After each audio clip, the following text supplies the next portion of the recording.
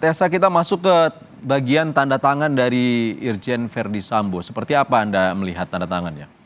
Nah, kalau berdasarkan kembali lagi grafologi itu selain menganalisis bentuk, kita juga dalam arti banyak simbol-simbol ya.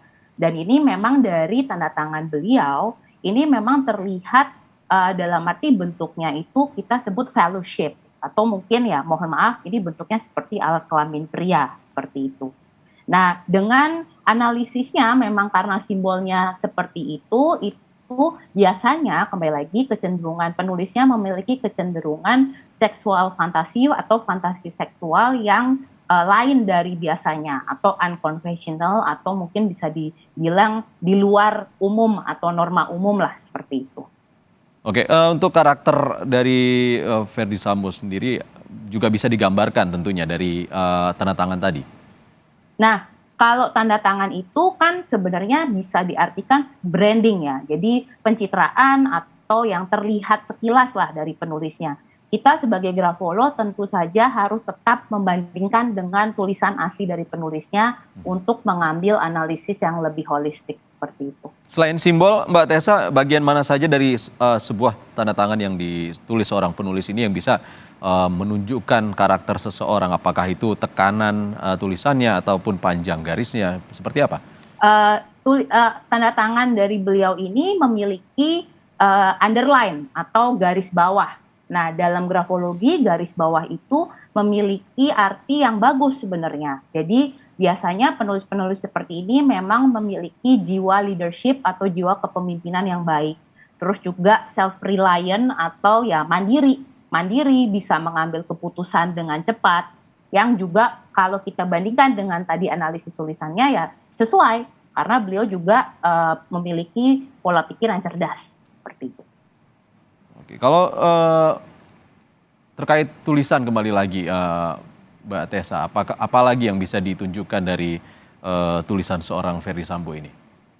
Kalau dari sampel yang kita lihat juga ya, itu beliau kalau kita lihat dari margin suratnya itu ada ciri-ciri juga di mana beliau memiliki trauma atau ketakutan akan masa lalunya seperti itu. Jadi apapun yang terjadi di masa lalu beliau itu mungkin beliau mencoba menutupi atau ya lari dari apapun kejadian yang sudah lampau itu. Dilihat dari mana Mbak, apa yang bisa menunjukkan kalau seorang penulis itu mempunyai trauma? Biasanya margin kirinya itu lebar, jadi menjauhi dari margin kiri. Ini kan kalau kita cek dari full fotonya ya yang tersebar di sosial media, itu kan memang margin kirinya itu kelihatan jauh dari batas kertas tepi kiri ya.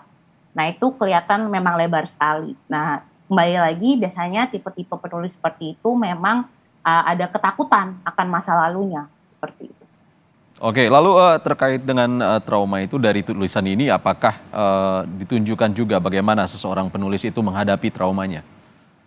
Bisa juga, kembali lagi kan bagaimana penulisnya mengatasi traumanya, kita cek lagi dengan istilahnya trait-trait lain. Mungkin dari sini beliau kita lihat ada temperamental, ada rasa sensitif, itu mungkin bisa juga menjadi trauma di masa lalu beliau, bisa menjadi salah satu trigger karakteristik kenapa bisa muncul rasa sensitif, kenapa bisa muncul rasa marah, terus juga dalam arti meledak-ledak seperti itu.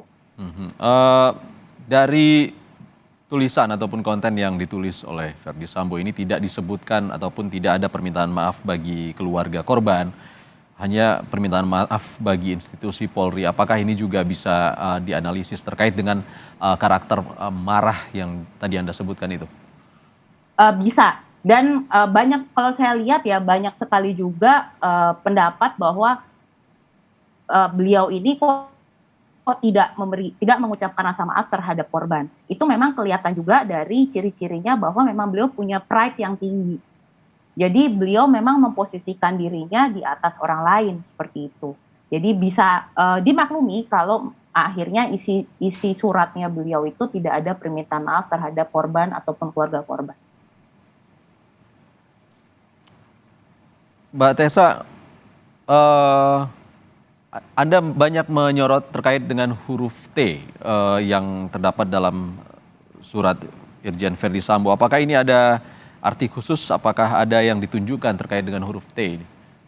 Huruf T dalam grafologi itu memang banyak sekali informasi yang kita bisa ambil dari penulisnya dari huruf T. Jadi huruf T itu kita bisa cek apakah penulisnya memiliki kepercayaan diri yang tinggi atau dalam arti juga punya drive yang bagus untuk mencapai target-target mereka. Terus juga huruf T itu kita bisa lihat baik dari sisi positif maupun negatifnya ya. Huruf T itu kita bisa cek juga temperamental dari penulisnya ataupun gaya bicara dari penulisnya, karena huruf T itu juga bisa menunjukkan penulisnya itu apakah orang yang sarkas ketika ngomong itu mungkin pedas gitu yang bisa menyakiti perasaan hati orang lain. Baik, Jadi itu tadi memang huruf T banyak. sejumlah analisis dari sudut pandang ilmu grafologi ya Mbak Tessa Sugito. Terima kasih Mbak Tessa Sugito sudah berbagi bersama kami di Kompas Malam terkait dengan tulisan tangan Irjen Verdi Sambo. Terima kasih. Terima kasih.